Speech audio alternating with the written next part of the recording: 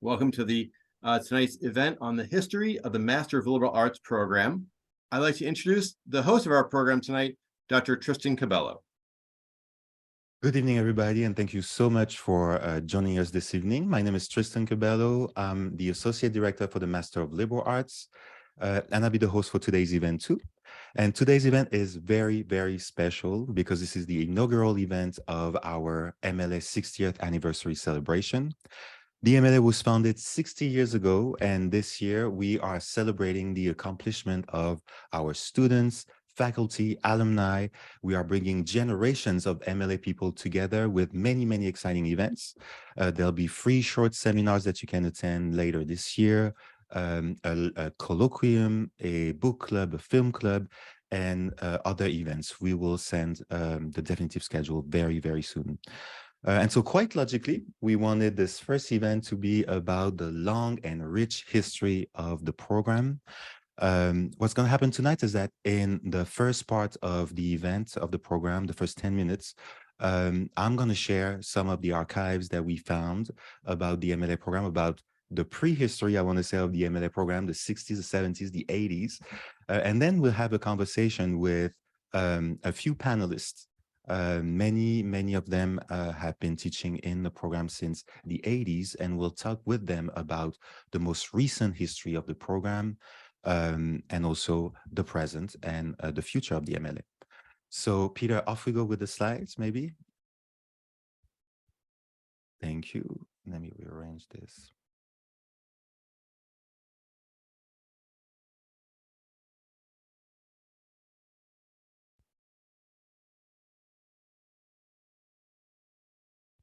So this is the very first ad for the MLA program published in the Baltimore Sun in 1962. As a side note here, I just want to say that we are going to post all those documents on social media later on this year. Every other week, we'll have a post about the history of the MLA with a new historical archive. And so you'll be able to read those documents in details at home. So in 1962, that year, the Carnegie Corporation awarded a $47,000 grant to support a new Hopkins initiative that was described as a non-specialized graduate degree for adults. It was the first MLA in the country and also one of the very first interdisciplinary program, actually. Remember that this is 1962 and it's still very uncommon at the time to do interdisciplinary work. Hopkins doesn't have a gender studies program, a women's studies program, or an African-American studies program. In fact, nobody does at the time. So all of this is very cutting edge, very ahead of its time. And the ad also here presents many of the characteristics of the MLA program, and many of them have not changed. A program about broader knowledge, deeper insight, the social, the political, and the scientific, a program that is broad and diversified. Next slide. And you have one man who's giving everything he has for the MLA program in the early 60s, interviewing everywhere he can in Baltimore to promote the program. That man is Dr. Richard Mummer, the first MLA director and also the dean of the McCoy College. And he has pretty cool sound bites for the early 60s here. To him, the MLA program is not for any student. It is for students, quote, who want to think about thinking. Next slide. And the program is instantly a great success. By the 70s, some articles are actually claiming that close to 1,000 students are registering every year in the program. The McCoy College becomes the evening college in the 60s at Hopkins, and as the MLA always does, it tries to meet students where they are. The MLA program was, for example, one of the very first MLA in the country to embrace online teaching. So at the time, we don't have the internet, we don't have cell phones. We are still talking about the Baltimore area and Hopkins. And when Hopkins opens 2 branches in the suburbs of Baltimore, one in Columbia and another one in Towson, the MLA program also starts offering courses there and reach new students. The program is such a success that when students graduate, they don't want to leave. They want to stay. So the MLA creates another degree, the certificate for graduate liberal studies in the liberal arts, which basically allows students to remain in the program after they graduate and take 10 more courses. What's also very interesting here, and that's the next slide, is that the Baltimore Sun publishes almost every semester the list of courses offered in the MLA program. And look at them. They sound pretty fantastic. The literature of love, the evolution of physical theory, ethnic communities in Baltimore, science of the sea, the psychology of moral conduct, history, drugs, and men, energy and perspective, conversation and culture and friends, dreams and reality, environmental psychology. And so here we see some long-standing themes for the MLA program, right? Interdisciplinarity, humanistic values, a connection to Baltimore, and also what was very surprising to me, a real concern for the environment, for the ecology. Next slide. It is also not uncommon for the local newspaper, the Baltimore Sun, to publish stories about MLA students and about classes. And so, for example, here on the right side, you have an article, a very long article that was published in 1975 in the Baltimore Sun about a course on death and dying that was offered in the MLA program. And so what's so interesting about this article is that you literally, the journalist takes us into the classroom, meets the students, are asking them about what they do and why they are in the MLA program. And so the students talk about philosophy, anthropology, literature, and get this, they also do field trips for this course. They go to cemeteries, they go to funeral homes, they go to morgues. And one student says at the end of the course, at the end of the article, it's amazing, but given the conversation that I had with my peers, I feel like I know them better than the people I work with. And this is really a story that we often get in the MLA program. Those are really life-changing courses that people are taking. And the other story here is another very interesting story. The story of an MLA, I want to say the story of a typical MLA student who completes her MLA program, then goes to Fiji to do research, then writes a book there, and then decides to come back to Hopkins to present the book, gets another master's degree in Baltimore, and finally ends up getting a PhD in Switzerland. Just a regular life. Next slide. And what's been also very interesting looking at all those archives is that they always display really a diversity of backgrounds in the student body. In the desk article, the journalist is talking to the students, and some of them are social security workers, teachers, some of them professors. As the journalist puts it, some of them are housewives. But you also have members of, I would say, the Baltimore's upper class, like Bob Wash and his wife here, who are taking the program and publicizing it in the newspaper. And so Bob Wash was a very famous advertiser in Baltimore, and also very connected to the Democratic Party there. And Ruth, his wife, has a very elegant quote about her experience in the MLA program here. And she says, quote, "The MLA has made me more interesting to me." Next slide. As expected, maybe in the 80s, the ads that we are seeing in the archives in the Baltimore Sun for the MLA program are taking a corporate turn, I would say. It talks about advancement, the Hopkins advantage. Next slide. But my favorite one is probably this one, where an MLA student says that he joined the MLA program because, quote, "after years of working to build his net worth, he's now ready to build his self-worth." I have no idea if this is a real student, But what was also fascinating on the ad is, again, the list of course offerings: bioethics, art of Africa, backstage at the opera, Baltimore's industrial past, life in space, visions of China, folk music. Next slide. In 1992, the MLA keeps expanding and starts offering courses in DC at the DC Center.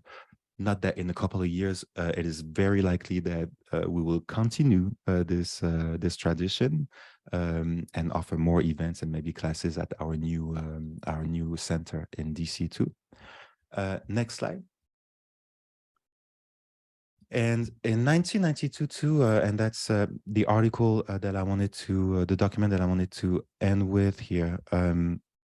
Nancy Norris, the director of the program, gives a beautiful interview in the Baltimore Sun, which I think pretty much summarizes the transhistorical question of the utility of a liberal arts degree, which we're going to talk about later.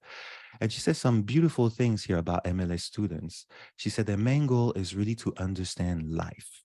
Some students have reached a level of personal accomplishment and are now asking, is this all? And some other students are just making a personal or career transition. And she makes sure to add that, and I love what she said, that degrees in business, high tech, and technological knowledge have a very short shelf life, while the skill that you learn in liberal arts will serve you forever: clear thinking, critical analysis, effective communication. And in the end, I think that what Nancy Norris was just doing is probably just expanding on the message that the MLA program ad was running in the 1990s. And that's the next slide. The MLA program is just weightlifting for the brain. And so those are the documents that I wanted to show you. We can come back maybe full screen for the conversation now, Peter. And I'm going to ask the panelists to join me on video and with their audio too. And I'm going to introduce them. We have Dr. Laura DeSisto, who's joining us today. Laura is the program director for the MLA program and has been since 2018, right? 2017. 2017. We have also Dr. Melissa Hilbish, who's been teaching in the program for more than 20 years now, and also was the program director and the director for the Center of Liberal Arts. We have George Shepard, who also joined the program. I don't remember the date, George, but I think it's 1983. Yeah. 1983. And who's still teaching now. And finally, we have Dr. Ed Pappenfuse, who's joining us too. And Ed has started teaching in the program in 1985, right? Yes, that's correct. So welcome all, and thank you so much for joining us today. And I have a first question for you, Laura. With all those documents, when I was unearthing those documents here, going to the archives and reading them, what I was seeing is that, all those themes, social justice, humanistic values, interdisciplinary work, were all very much present from the beginning. And so all that we've been doing, for the past, decades was just fine tuning. Did you have the same feeling? Absolutely. It was actually really edifying to hear you go through all of that, because as Tristan knows, he and I, when we joined the program and you joined not that long after I did, it was our job to update and refine the program learning outcomes and find some areas of commonality across the diversity of the MLA courses. And we would have these conversations in which we would be talking about with each other, what are the core aspects of the MLA program? What are the things that we really want to capture and that we think is happening in the classes? And we want to also have as an aspirational reminder as we move forward with the program. And all of the different points that you just mentioned in your presentation resonate with the exact same things that were connecting deeply with us, and that I think, in the work that we've been trying to do over the past 5+ years, is that we've been really trying to uphold and hopefully steward the program to sustain for the foreseeable future. So yeah, it was really neat to see. Yeah, and also, were you surprised to see for the time, in the 70s, like such a diversity of students, in the classroom? Was that surprising to you?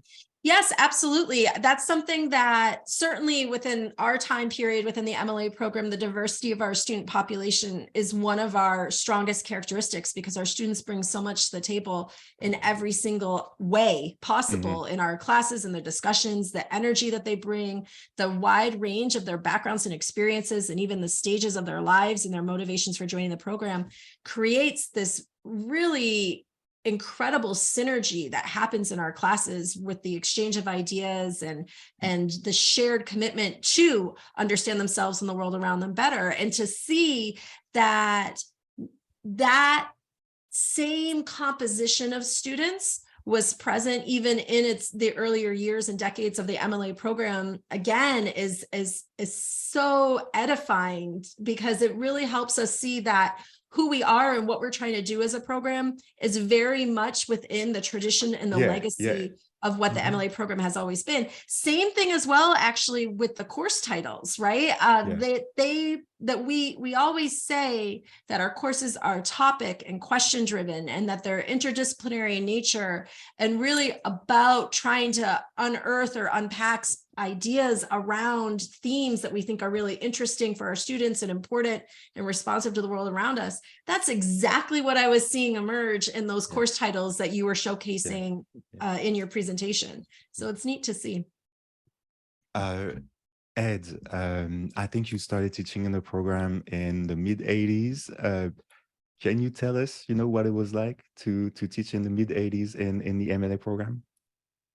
Well, the thing I like best about the program was, in fact, the diversity of the students, but also getting them to engage in whatever question we were dealing with the original source material. My goal was to get them to think in terms of what you could get from the basic record and what you couldn't get from the basic record. So we did a rather interesting course in what is history, and trying to sort of look at the ways in which history, and we use Simon Schama as a means of sort of looking at the question of what role does imagination play, what role do facts play.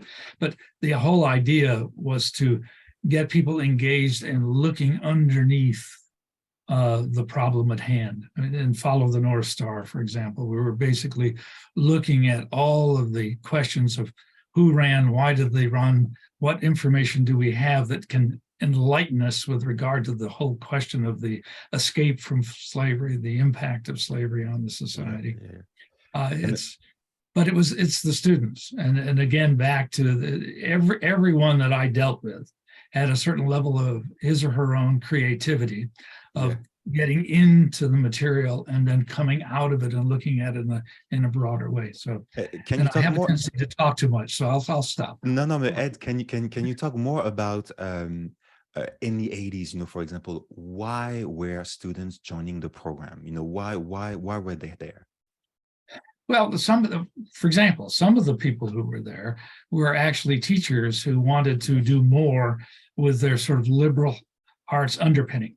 And so it was a really great fun to deal with them in a way in which, yes, they were engaged in the learning process, but they were also looking for materials that they could use within their own classes. And that became really a fascinating aspect of it.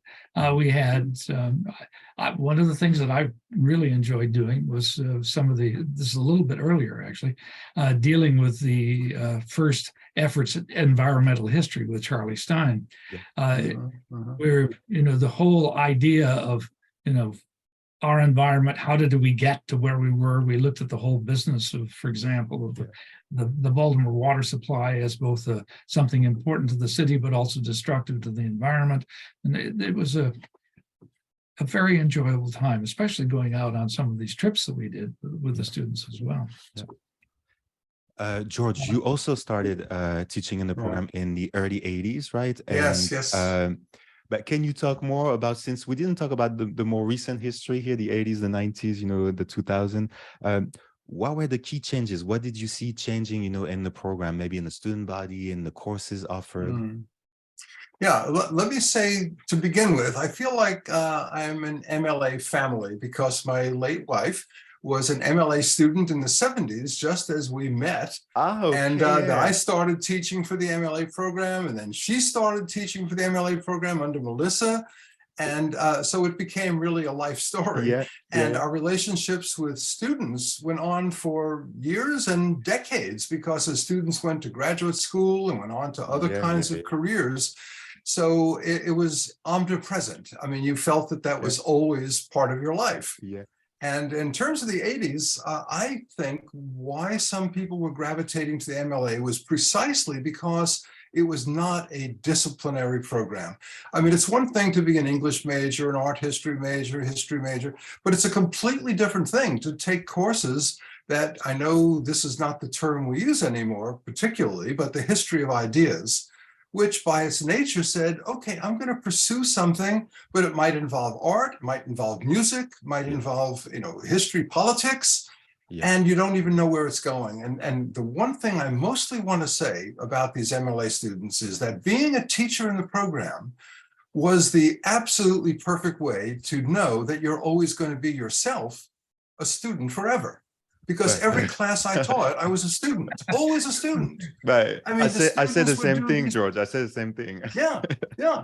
And so these students would do papers, and I'd say, my God, I had no idea where this was going to go. And so next time I teach this course, I'll ask so-and-so's permission. Can I use your PowerPoint? Can I use some of your slides? Because they did fantastically interesting original research that I never would have known to put in the syllabus.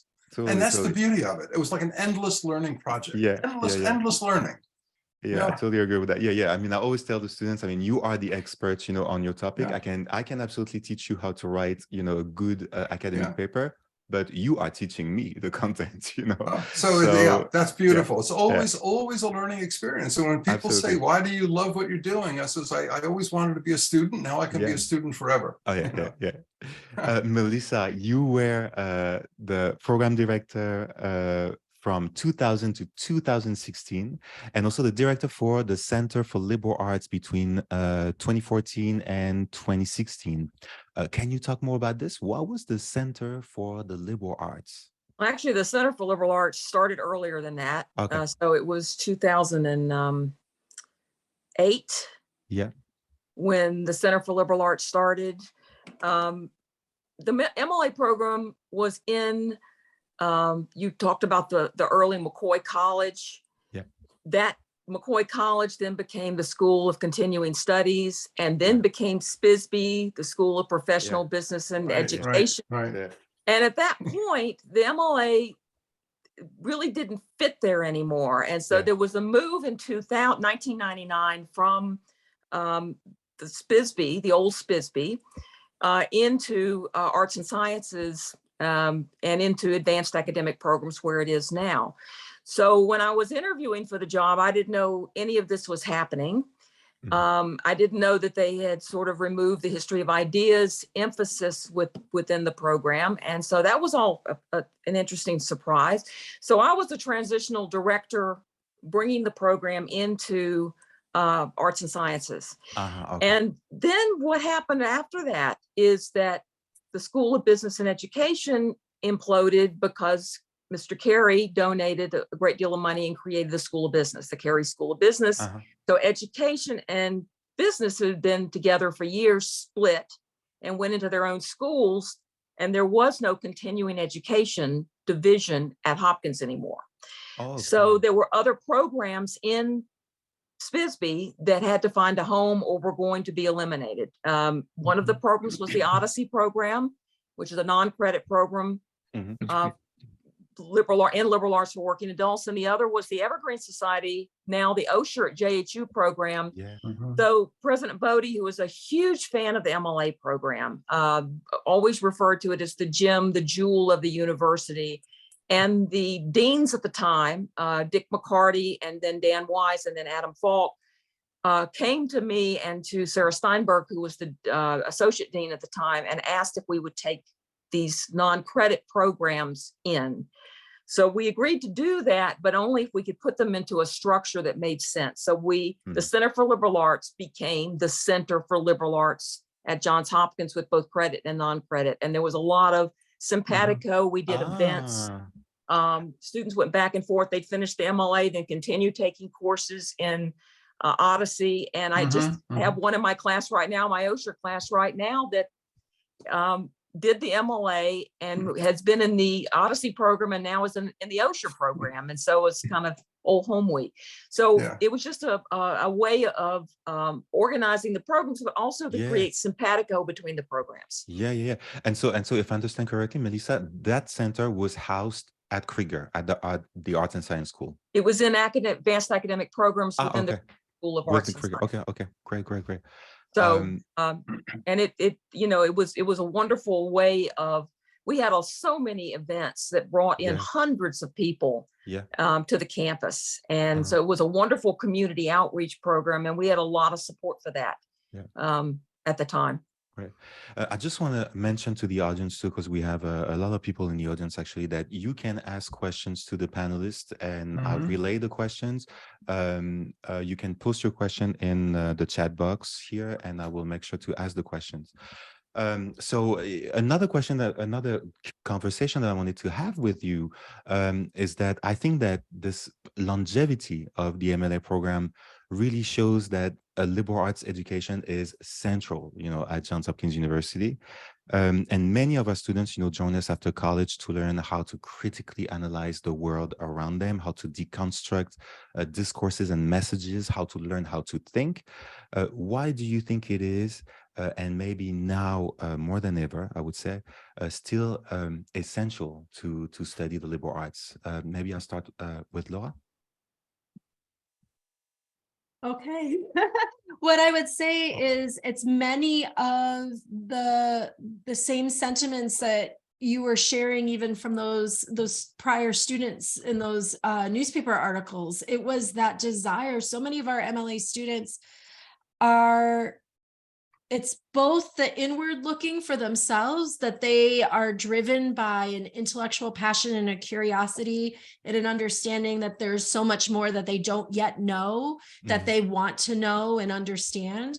And then also a real commitment to be responsive to the world around them and to see what's happening around them and to want to find different avenues and inroads and openings for them to understand, to make meaning, to make connections with others, to see the world through other perspectives. I mean, these are the things that I'm hearing from prospective students.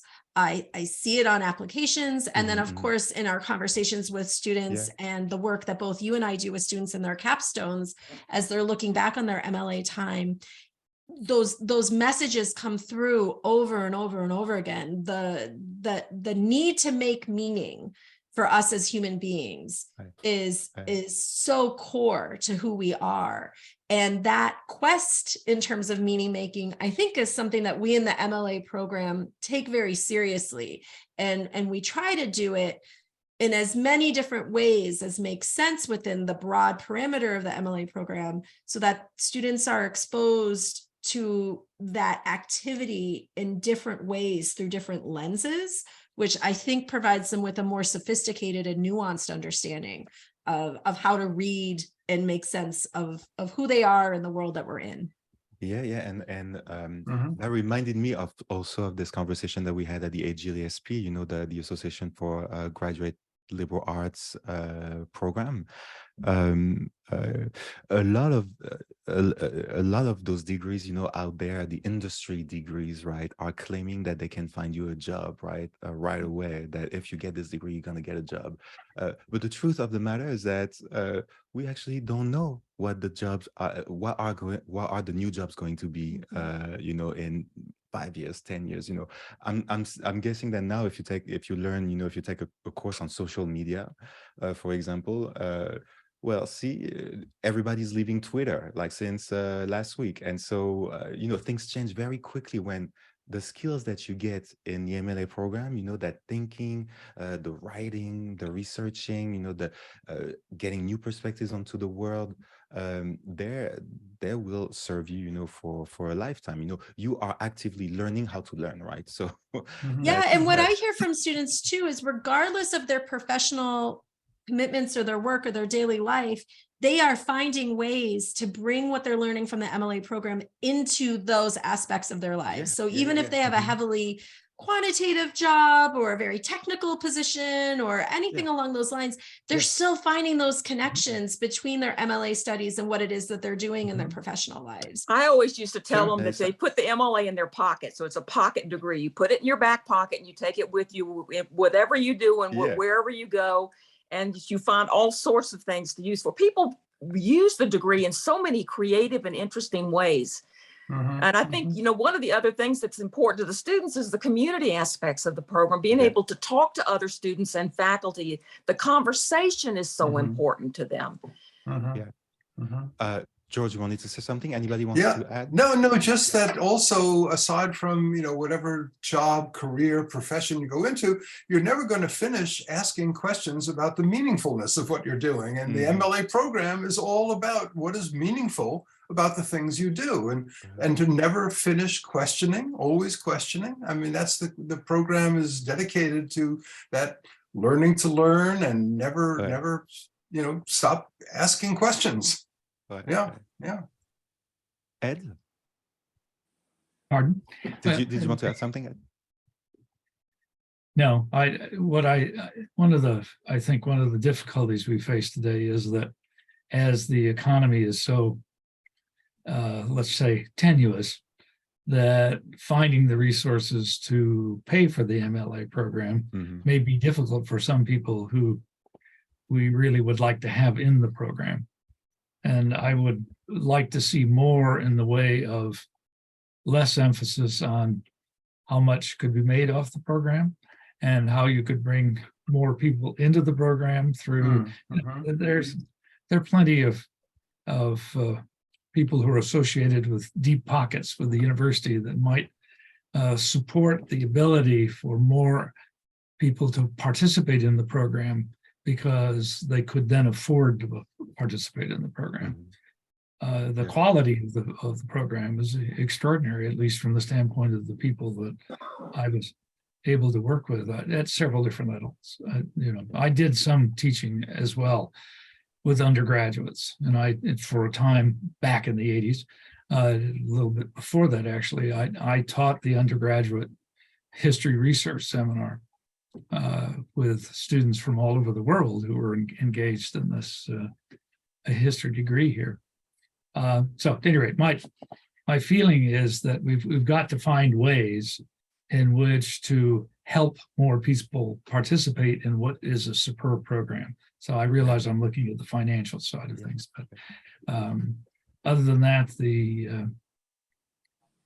can I just jump in really quickly? Sorry, please, and say Laura. actually that it is a testimony to the incredible alumni community within the MLA program that we actually we're one of the only programs within our academic division that has a very robust and I can't go into the specific details on this, but a very robust series of fellowship funds that we are able to use. And I would say we're awarding between $30,000 and $40,000 of tuition support every single academic year. And that is directly because of the alumni support. That is the source of that financial support that we have. So the approach that we take is that we try to spread it to as many MLA students as we can. And again, there's a stewardship role that we have to do to make sure it's sustainable allocation of those funds. But you're absolutely right that there's a commitment within the MLA program, whether it's through financial means or through the courses that we offer or through our admissions attempts, to truly to care deeply about equity and access and diversity of our student population, and make sure that we can remove some of those barriers to entry within reason, right, within the structure of the organization. Tristan, I see on the chat there's an we are question. starting to get questions, so I'm just going to relay that to you. Yeah. Derek is asking, how would you characterize the state of liberal arts studies in academia generally, especially in light of increased emphasis on STEM and cuts to humanities liberal arts programs? Should universities be looking to MLA as a standard to create their own programs? Who wants to answer? Yes. Melissa, do you want to start? Okay. Yes, I think there's been a shift away from the focus on liberal arts education being a wonderful way for people to get a good academic background. There used to be a Bachelor of Liberal Arts associated with this program. Yes. And so many Hopkins employees did the program over the years. It was a wonderful opportunity for students to get a bachelor's degree in liberal arts. It's a wonderful undergraduate degree, but it's also a phenomenal graduate experience. And I think that we need to refocus these attempts on trying to reestablish liberal arts within the academy in significant ways. Something I would like to maybe say about that is that I think a program like MLA has a unique opportunity, as the question was asking, as a model, because I'm going to say this, even though I know this would be very controversial to comment and critique the PhD programs, which are aimed exclusively at placing people into the very professions, that are represented in the program, meaning they're kind of cloning the profession. MLA is not cloning anything. And the truth is, it's a program whose value is absolutely maintained apart from whether you go into this or that profession. And the PhD programs are saddled, and I think they're the ones who are really, really being hurt by this move away from the liberal arts into the STEM programs, as the questioner, as Derek says. But the MLA program is, I think, in many ways free of that.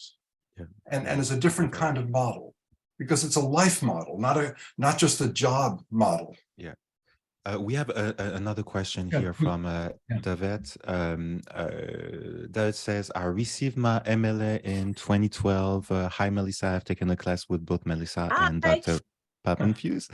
And it was an amazing experience. I wanted to know, maybe this one is for Laura. I wanted to know if there was ever a discussion to a doctorate program. Yes, so it has been something that has been a topic of conversation. We've even had a couple of proposals floated, as Tristan knows. But at this point in time, that's not something that's going to happen in the near future. What we are happy to say is through the network of our broader MLA community with the Association of Graduate Liberal Studies programs, there are other universities that do offer Doctorate of Liberal Studies, and we have very close relationships with the directors of those programs. And in our consultations with our MLA students and alumni, if that's a direction that they want to go in, we're able to foster those connections. So even though I think that what happens here at Hopkins is, particularly distinctive and a wonderful approach to graduate liberal arts studies, we do also have connections and networks and associations with the programs that are currently offering those doctorate degrees. So that's usually what we end up doing to direct those students. That said, I don't think those proposals have been completely dismissed. And so we do circulate them when opportunities arise. It's always been a question about whether that's where the advanced certificate came from.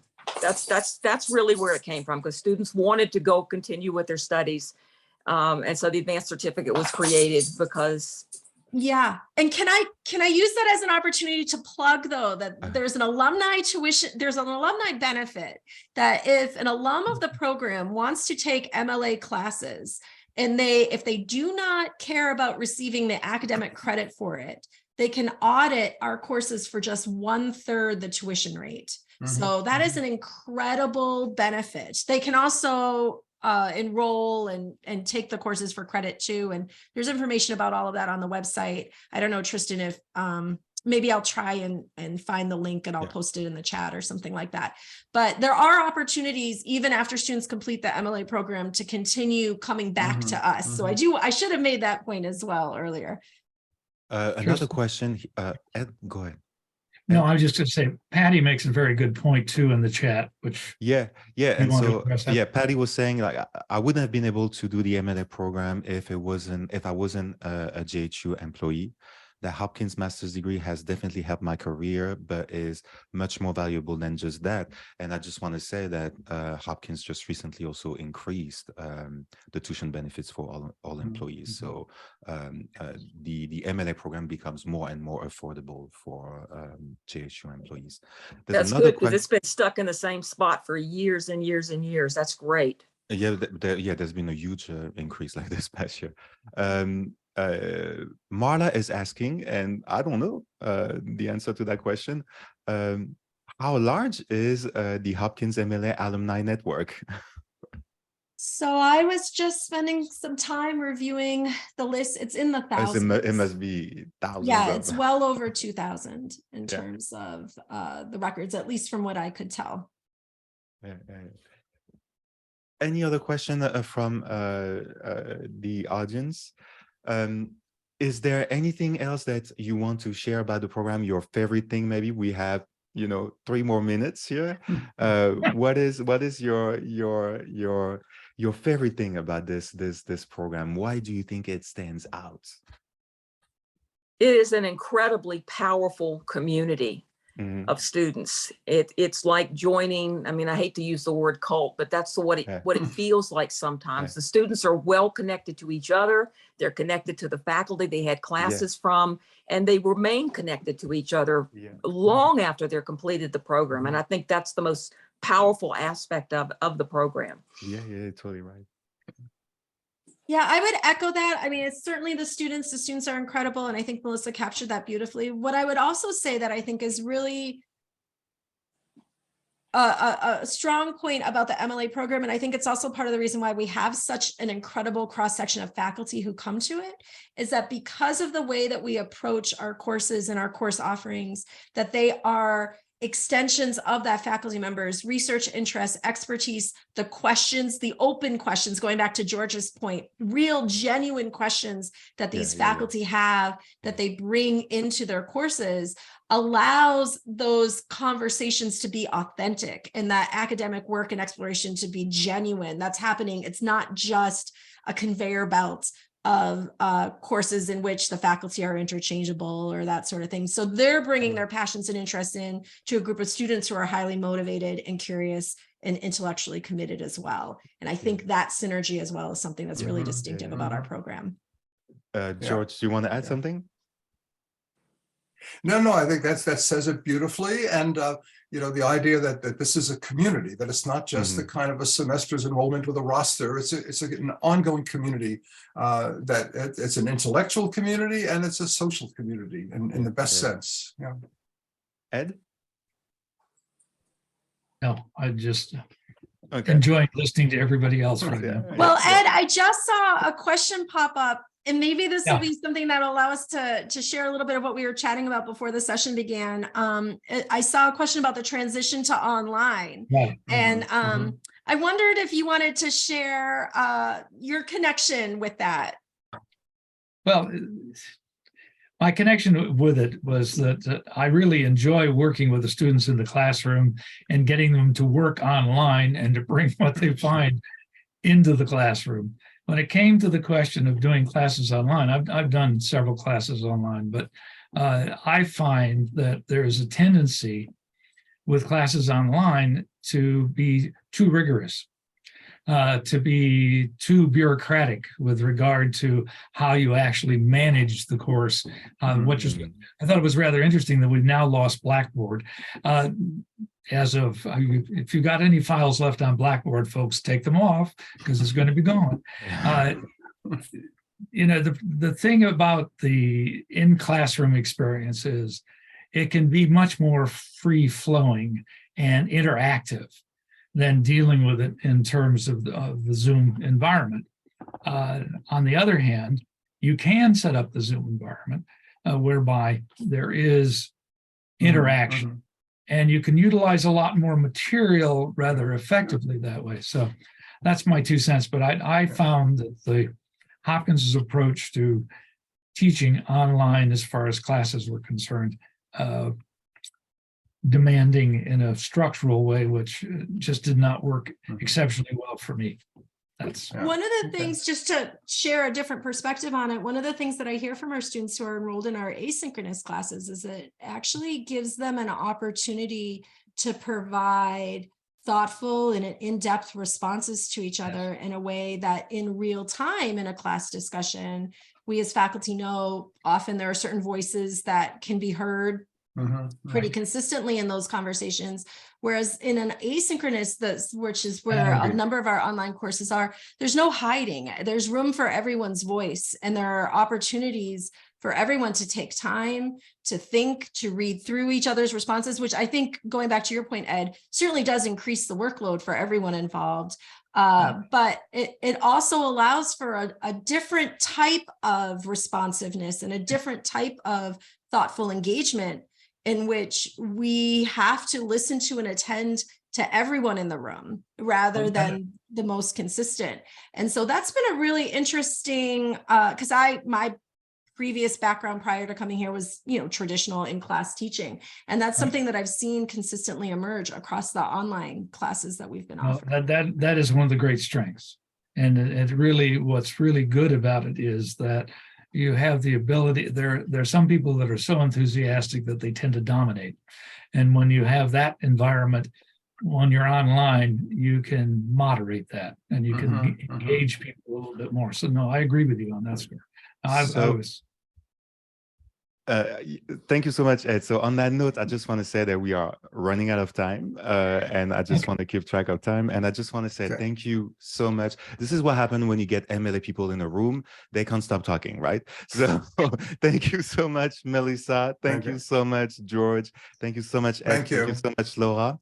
Thank you so much for everybody who joined. And I just want to say that we have our next event on Wednesday, December 7th.